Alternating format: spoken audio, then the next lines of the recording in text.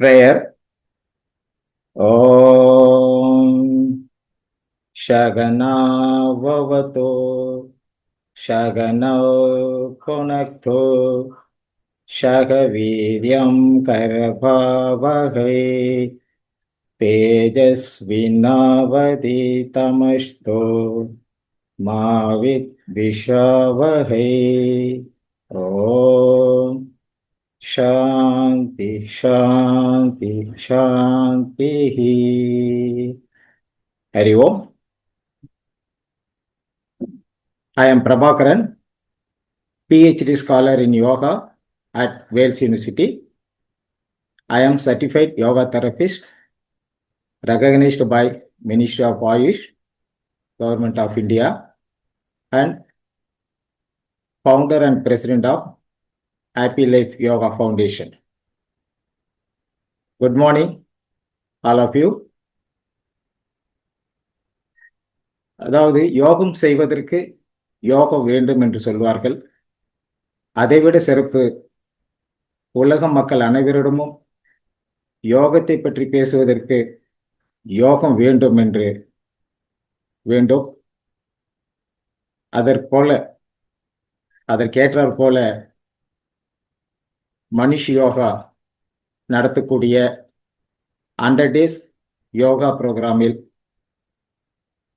உங்கள் அனைவரிடம் யோகா பற்றி பேசுவதற்கு வாய்ப்பு கொடுத்த எல்லாம் வல்ல பிரபஞ்சத்திற்கும், டாக்டர் ஜெயந்தி மேம் அவர்களுக்கும், டாக்டர் நடராஜன் அவர்களுக்கும் மற்றும் இந்த நிகழ்வில் கலந்து கொண்டிருக்கின்ற உங்கள் அத்தனை பேருக்கும் வாழ்த்துக்களையும் நெஞ்சார்ந்த நன்றிகளையும் தெரிவித்துக் கொள்கின்றேன். இன்று நாம் உங்களோடு பகிர்ந்து கொண்ட தலைப்பு என்னவென்று சொன்னால், யோகா ஃபார் ஹெல்த்தி லைஃப். அதாவது யோகாவின் மூலம் ஆரோக்கியமான வாழ்க்கை என்ற தலைப்பின் கீழ் நாம் பேச இருக்கின்றோம். சரி, அதற்கு முன்னால் யோகா என்றால் என்ன, அது எவ்வாறு இந்த யோகா கலை உருவானது என்பதை பற்றியும் ஒரு சில நிமிடம் பேசிவிட்டு நாம் யோகா ஃபார் ஹெல்த் லைஃப் நாம் பார்க்க இருக்கின்றோம்.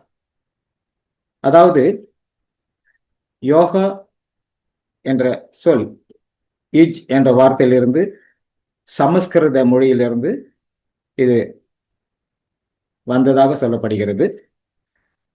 அதாவது யோகம் என்றால் ஜாயின் டுகெதர். நமக்கெல்லாம் ஒரு சந்தேகம் ஏற்படும், எதனோடு ஜாயின் டுகெதர்? அதாவது இந்த ஜீவனுக்குள்ள உள்ள ஆத்மா பரமாத்மாவோடு தொடர்பு கொள்வதுதான் யோகம். இதை தான் நாம் யோகம் என்கின்றோம். இந்த யோகம் 2000 ஆண்டுகளுக்கு முன் ரிக் வேதத்திலிருந்து வந்ததாக சொல்லப்படுகிறது. அதற்கு பிறகு 5000 ஆண்டுகளுக்கு பிறகு நமது மகரிஷி பதஞ்சலி மாமுனிவர் அவர்கள் நமக்கு அற்புதமான யோக கலையை இந்த சமுதாயத்திற்காக சுலபமாக, எளிமையாக அனைவரும் பயிற்சி எடுத்துக்கொள்ளக்கூடிய ஒரு முறைதான் யோக கலையை நமக்கு வடிவமைத்து கொடுத்திருக்கின்றார்கள் பதஞ்சலி மாமுனிவர்கள். அவர்கள் ஒரு 195 சூத்ராஸ் கொடுக்கப்பட்டு, அந்த 195 சூத்ராவிலே 4 பாதங்களாக நமக்கு கொடுக்கப்பட்டிருக்கின்றார்கள். அதாவது சமாதி பாதா, சாதனை பாதா, விபூதி பாதா, கைவல்ய பாதா. அந்த சமாதி பாதத்தில் 51 சூத்திரங்களையும்,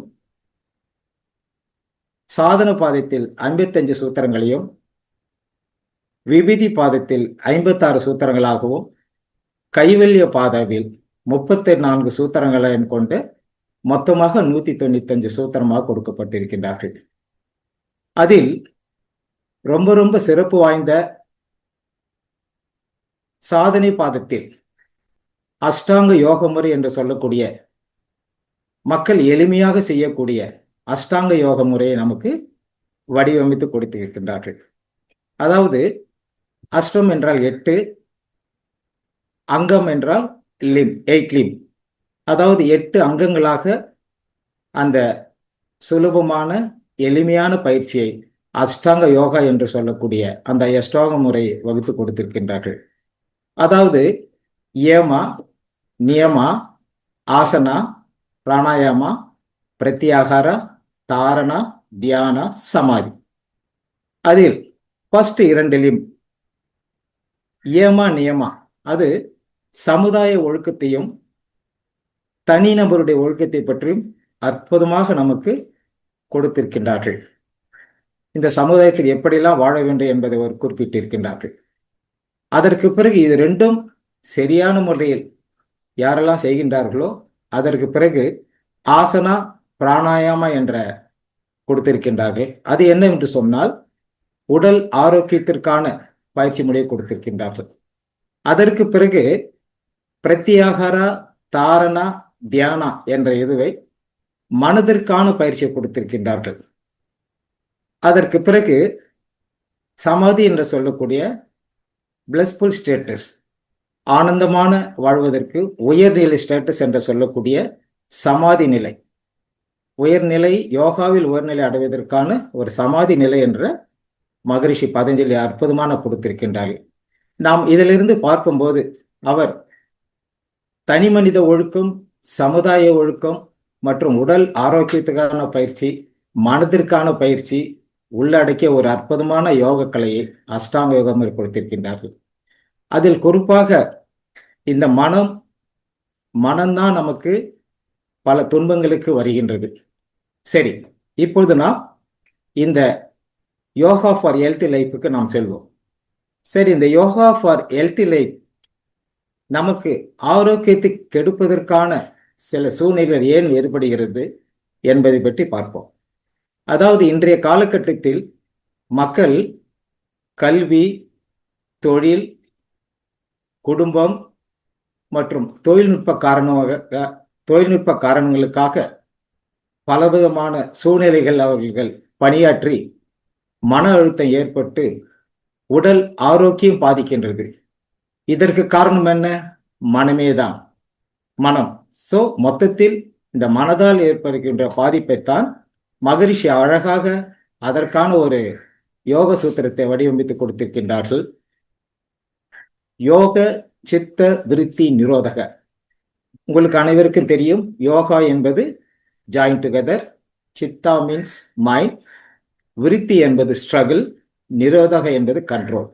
தட் இஸ் யோக சித்தா, சித்த விருத்தி, மாடிஃபிகேஷன் ஆஃப் த மைண்ட், நிரோதகா, that is called control. That is modification of a mind and control. நீ உனது மனதை மாடிஃபை செய்தால் உனது மனம் கண்ட்ரோல் ஆகும்.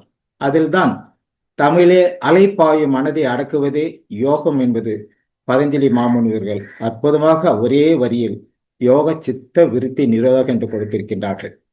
ஸோ இந்த மனிதனுடைய துன்பத்துக்கு காரணமே இந்த மனதை சரி செய்துவிட்டால் நாம் இந்த துன்பத்திலிருந்து நாம் விடுபடலாம். சரி, இது மட்டும்தானா? அதற்கு பிறகு இந்த துன்பத்திற்கு காரணம் என்ன நடைபெறுது என்று பார்ப்போம். அதாவது நமது மனதில் தினந்தோறும் 60,000 எண்ணத்திற்கு மேல் எண்ணங்கள் வருவதாக நிபுணர்கள் சொல்லுகின்றார்கள். அந்த 60,000 மேற்பட்ட எண்ணங்கள் என்னவென்று சொன்னால் அது நல்ல எண்ணங்களாக இருக்கும், எதிர்மறை எண்ணங்களாகவும் வருகின்றன. சரி, அதனால் என்ன நமக்கு என்று பார்த்தால், நல்ல எண்ணங்கள் ஒருமையானால் நமக்கு அமைதி, மகிழ்ச்சி, ஆரோக்கியம், சந்தோஷமான வாழ்க்கை நமக்கு அமைந்து நாம் யோகா ஃபார் ஹெல்த்தி லைஃபில் நாம் செல்லக்கூடிய வாய்ப்பு கிடைக்கின்றது. சரி, அதே போல் எதிர்மறையான சிந்தனைகள் வருவதால் என்ன ஏற்படுகிறது? அந்த எதிர்மறையான சிந்தனைகள் தொடர்ந்து நடக்குமேயானால் அந்த எதிர்மறை சிந்தனை தான் தற்போது உலக மக்கள் அனைவரும் தினந்தோறும் நல்ல எண்ணங்கள் இல்லாமல் எதிர்மறை எண்ணங்கள் தான் நாம் தொடர்ந்து 95% எதிர்மறை எண்ணங்களை நாம் உருவாக்கி கொண்டிருக்கின்றோம். இந்த மனதிலே உருவாக்கி கொண்டிருக்கின்றது. அந்த எதிர்மறை எண்ணங்கள் ஒருமையான்னு சொன்னால் அமைதி, மகிழ்ச்சி, ஆரோக்கியம், சந்தோஷமான வாழ்க்கை தடைபெறுகின்றது. இதைதான் இன்றைய கால மருத்துவர்கள் லைஃப் ஸ்டைல் டிசார்டர் என்று சொல்லுகின்றார்கள். சரி, லைஃப் ஸ்டைல் டிசார்டர்ல என்ன? லைஃப் ஸ்டைல் டிசார்டர் என்பது அது hypertension, diabetes, obesity, heart problem மற்றும் ஸ்லீப்பிங் ப்ராப்ளம், இவையெல்லாம் வருவதை தான் லைஃப் ஸ்டைல் டிசார்டர் என்று சொல்கிறார்கள். இதற்கு காரணம் அன்பு, மகிழ்ச்சி, ஆரோக்கியம் இல்லாத காரணத்தால் தான் இந்த லைஃப் ஸ்டைல், மருத்துவர் சொல்லுகின்ற இந்த லைஃப் ஸ்டைல் டிசார்டர் என்பதை நாம் பாதிக்கப்படுகின்றோம். இதை தான் இந்த உலக அளவிலே இந்த மக்கள் லைஃப் ஸ்டைல் டிசார்டராக பாதிக்கின்றார்கள். இதற்கு காரணம் மனமே. இந்த மனதை சரி செய்தால் இந்த துன்பத்திலிருந்து நாம் வெளிப்படலாம். அதற்காக நமது மகரிஷி பதஞ்சலி அவர் சொல்லிக் கொடுத்திருக்கின்ற இந்த அற்புதமான ஆசனங்களையும் சூரிய நமஸ்காரங்களையும் பிராணாயாமம், மூச்சு பயிற்சியும் மெடிடேஷன்களையும் நாம் தொடர்ந்து செய்தால் நமது மனம் அன்பு, ஆரோக்கியம், மகிழ்ச்சி, சந்தோஷமான வாழ்க்கை கிடைக்கும் என்று சொல்லப்பட்டிருக்கின்றது. சரி, அதற்காக நாம் என்ன செய்ய வேண்டும்?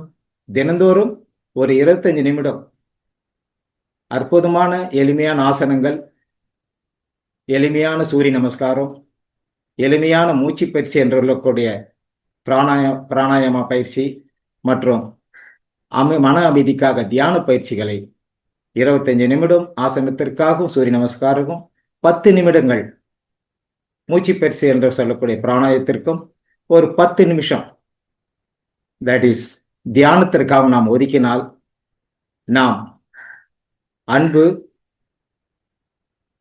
ஆரோக்கியம், மகிழ்ச்சி, சந்தோஷமான வாழ்க்கை நமது யோகா செய்வதன் மூலமாக, யோகா ஃபார் ஹெல்த்தி லைஃப், அதாவது யோகா செய்வதற்கு மூலமாக ஆரோக்கியமான வாழ்க்கையை நாம் வாழ முடியும். ஆகவே இந்த நிகழ்ச்சியில் கலந்து கொண்டிருக்கின்ற அத்தனை அன்பர்களும் தானும் இந்த 45 நிமிடம் தினந்தோறும் யோகாவை செய்யுங்கள். நாம் ஒவ்வொரு ஆண்டும் ஜூன் 21 நாம் யோகா, இன்டர்நேஷனல் யோகா டேவை நாம் உலகம் முழுவதும் கொண்டாடி கொண்டிருக்கின்றோம். இந்த அற்புதமான இந்த நாளில் யோகா டேவிலிருந்து நாம் அனைவரும் ஒரு சபதம் ஏற்றுக்கொள்வோம். நாமும் இந்த யோக கலையை செய்வோம். நமது குடும்பத்தில் இருக்க உறுப்பினர் ஒவ்வொருத்தரையும் யோக கலை செய்வோம். நாம் சுற்றத்தார்களை செய்ய வைப்போம். நாம் அனைவரும் சேர்ந்தால் இந்த சமுதாயம் ஒரு ஆரோக்கியமான வாழ்க்கையாக அமைந்து அனைவரும் ஆனந்தமாக இருப்பார்கள். இந்த ஆனந்தத்திற்கு நாம் அனைவரும் இன்று முதல் யோகா நாளிலே நாம் தொடர்ந்து யோகா செய்வோம். இந்த அற்புதமான யோகா 100 days புரோகிராமில் ஏற்பாடு செய்த மனிஷ் யோகா டாக்டர் ஜெயந்தி மேம் அவர்களுக்கும் டாக்டர் நடராஜன் அவர்களுக்கும் மீண்டும் ஒரு முறை நன்றி தெரிவித்துக் கொண்டு, எனக்கு இந்த வாய்ப்பை நல்கிய இறை ஆற்றலுக்கு, பிரபஞ்சத்திற்கு நன்றி கூடி உங்களிடமிருந்து விடைபெறுகிறேன். நன்றி, வணக்கம்.